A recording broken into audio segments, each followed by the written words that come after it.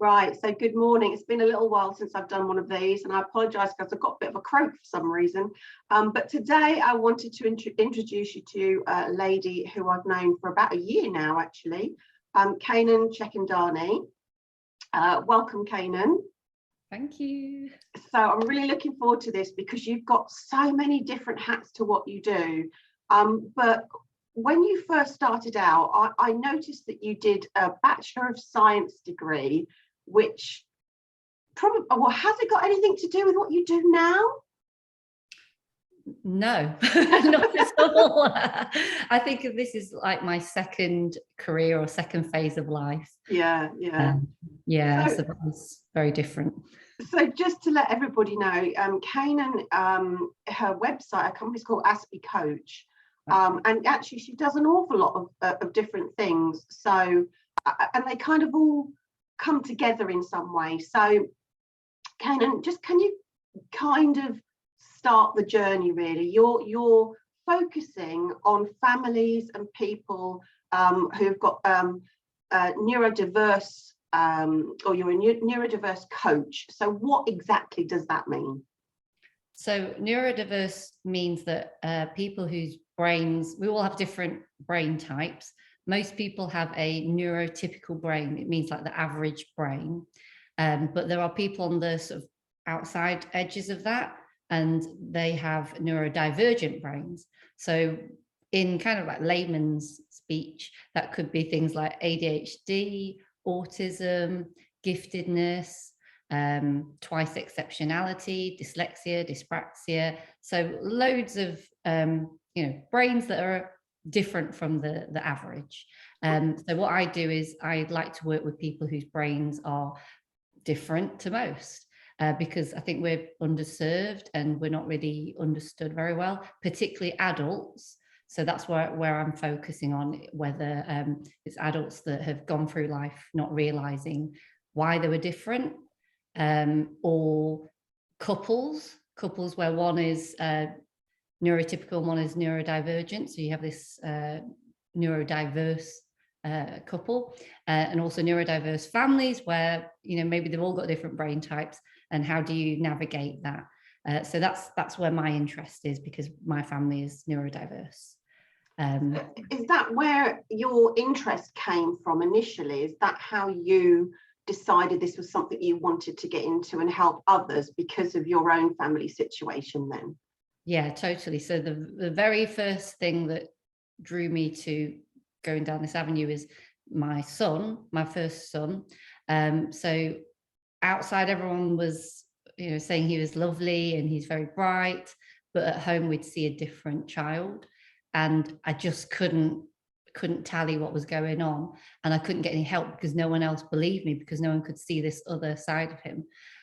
So because I couldn't get any, I guess, like going to the GP and asking at school about this, no one saw it, so they didn't think there was an issue. So you think that maybe I'm imagining things, maybe I'm being paranoid, but I knew there was something, so I had to just go and help myself basically at that stage. So I went off and did the yoga and mindfulness for kids training to help calm down our home environment, basically, because it was quite fraught, stressful. And I'd always done yoga for myself to help manage stress. So I just thought, you know what, let's see how we do it for kids, because it's not done the same way. And that was the start of the journey. Yeah. So from suspecting that there's something going on with my son, but not knowing what it was, basically thought it was ADHD. After many years of kind of waiting and trying to get an assessment and getting someone to believe me, he eventually got diagnosed with autism, what they used to call Asperger's. And yeah, that kind of opened my eyes to so many things, this whole world of neurodiversity. And that's when I was kind of reflecting. It took a little while. I was reflecting on my own childhood and the questions that they ask about, what you're experiencing, and that's how they diagnose it. And I just thought, wow, that was my childhood. Didn't know it was a thing. We never talked about that kind of thing. All I knew about autism was Rain Man, right? And I thought, well, I'm not Rain Man, so it's not me. And I realized how narrow the perception of being neurodivergent could be. Yes. Yes. So I just thought, you know what, there's a big gap here in understanding this world, and I need to go and share it, even though my nature was always to be quite insular, introverted, keep myself to myself, not loud. But when something's important and close to your heart, I just felt I had to do this, had to go out there and provide this service, because we're not really getting it. There's definitely a movement, a shift. There's more awareness, and I want to be contributing to that, because so many people have just been missed, and that they are suffering from anxiety, they're suffering from depression, sleep problems, insomnia, binge eating, all these sort of eating disorders, get diagnosed with things like bipolar, and eventually they, even though they've had these diagnoses and they get given, I don't know, like medicine, drugs, or maybe things like counselling, it's not helped them completely overcome it. And it's only when you realise, oh, what was the root of all this that caused those things, that's when they find the peace that they need. That's when they can start living life fully and thriving. So yeah, it's something I'm really passionate about now. I think you've picked on lots of points there, and I think, as you say, it's not until, well, I would say the last 15 years maybe, but before that, it, certainly at school, if there was a child, they were just difficult children, and probably not helped in particular ways, because they were just seen as disruptive to the rest of the class. And obviously that has an impact on the family, on the whole kind of friendships of your friends, people that think, oh, okay, they're my friend, but I'm not really sure about the children, so there's all sorts of things. And I don't think, as you say, up until recently, people have been taken seriously, and the whole kind of getting people into the system, whatever the system is, it's probably taken years and years. Like you said, it took you a long time to get into the system, but it isn't necessarily the system you need to be in. I don't know, maybe it's talking to coaches like yourself who've been through it, understand the process and the issues, and how that reflects and works within within relationships is the important thing. So you mentioned that you work with couples and adults as well, not really children, but children in those scenarios. So like young adults I've worked with. I used to work with younger children at school when I was doing the yoga and mindfulness to help them kind of cope with school. But what I realized was, I'm only seeing them for 1 hour a week, if that. And lunch club's kind of like half an hour, so it's not really masses. And the people that really make a difference are the people, like the important adults in their life, which are the parents. But I think often as parents, we feel so helpless that we think we need to look outside to give our child what they need. We look for the professionals. But what I've realized personally from this journey is that we are powerful as parents, because they look up to us. We are their role models. We're the one that provides the safety. We're the one that teach them. And, so we have masses of power. But because we feel like we don't know what we're doing, we feel disempowered. We kind of don't take on board the power of that. And that's what I hope to help, with the parents that I talk to, is to give them the tools, and to give them the ability to kind of understand what's going on for their child. So there's a lot of trying to translate for them what behavior is actually trying to tell them, as in, well, what is it they need? What are they not getting that they need? So once they kind of understand better that behavior is just kind of the thing at the front that you're seeing, try and understand what's behind it. The whole, once a child or anyone gets their needs met, they become a different person. They're much calmer. They're more kind of topped up. They can be nicer back to you. They can communicate better. They can learn better. Yeah. But it's kind of like the foundation. We've got to get the foundations right before. I think so often we're under pressure to get our child into school. You know, attendance. If you don't attend school, you're in trouble.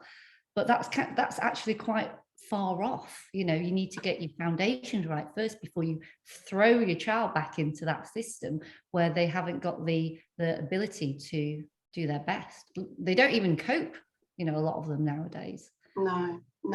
So typically then somebody would contact you because they are experiencing this either themselves or within their family unit, and they would come have an initial discussion with you and then agree a program of coaching in terms of the way forward.